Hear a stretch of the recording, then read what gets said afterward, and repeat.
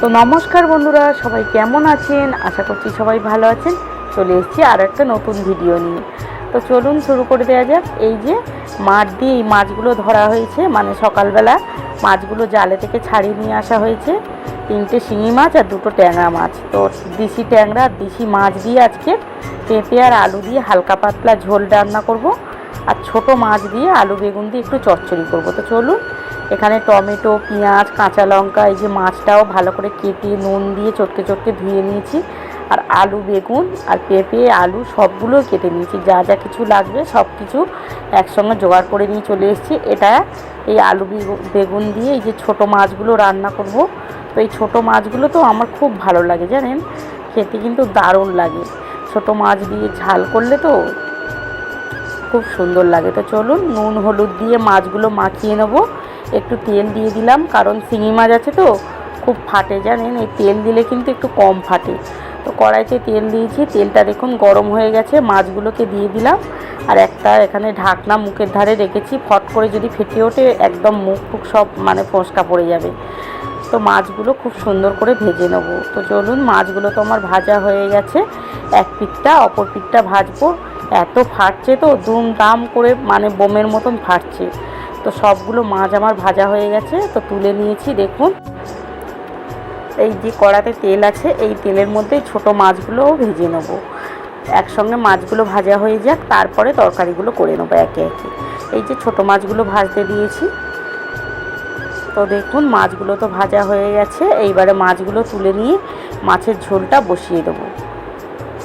তো কড়াইতে তেল দিয়ে দিয়েছি, খুব বেশি তেল দিইনি। আর এই যে হালকা পাতলা ঝোলটা হবে, এটা দিয়ে আমার ছেলে মেয়ে খেয়ে নেবে। তো আর আলাদা করে ওদের জন্য তরকারি করতে হবে না। 2টো কাঁচা লঙ্কা, একটু পেঁয়াজ কুচিয়ে দিয়ে দিলাম।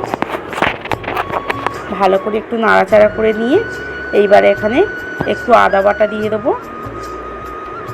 এই যে হাফ চামচটা দিয়েছি, খুব বেশি দিইনি, হাফ চামচ আদা বাটা দিয়েছি। দিয়ে ভালো করে একটু নাড়াচাড়া করে এখানে দেখুন আমি পেঁপে আর আলুটাকে কেটে রেখেছি, সেটাকে দিয়ে দিলাম।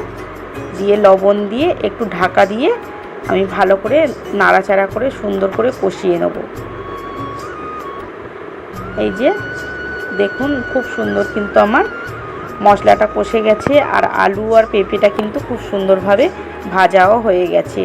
দিয়ে দিলাম কালারের জন্য সামান্য হলুদ গুঁড়ো, আর আগেই তো লবণ দিয়ে দিয়েছি, আর দিতে হবে না। পরিমাণ মতন জল দিয়ে এবারে ঝোলটাকে বসিয়ে দিলাম।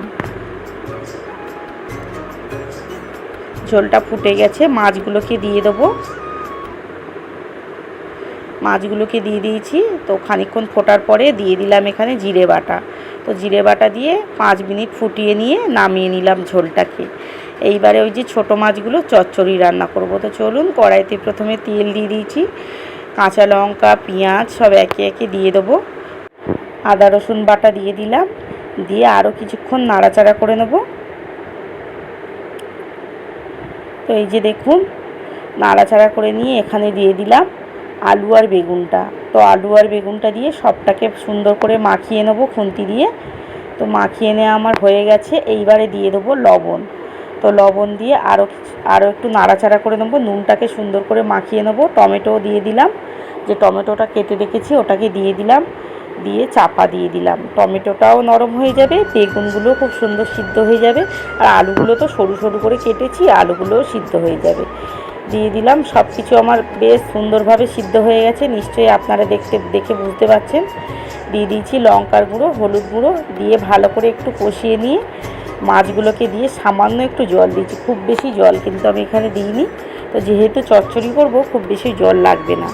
তো এই যে একটু চাপা দিয়ে দিয়েছি। দেখুন, আমার রান্নাটা কিন্তু হয়ে গেছে, খুব সুন্দর করে জলটাও শুকনো হয়ে গেছে। এইবার আমি চচ্চড়িটাকে নামিয়ে নেব। তো আজকের দুপুরের রেসিপি এই যে ছোটো মাছের চচ্চড়ি আলু বেগুন দিয়ে, আর হালকা পাতলা শিঙি মাছের ঝোল।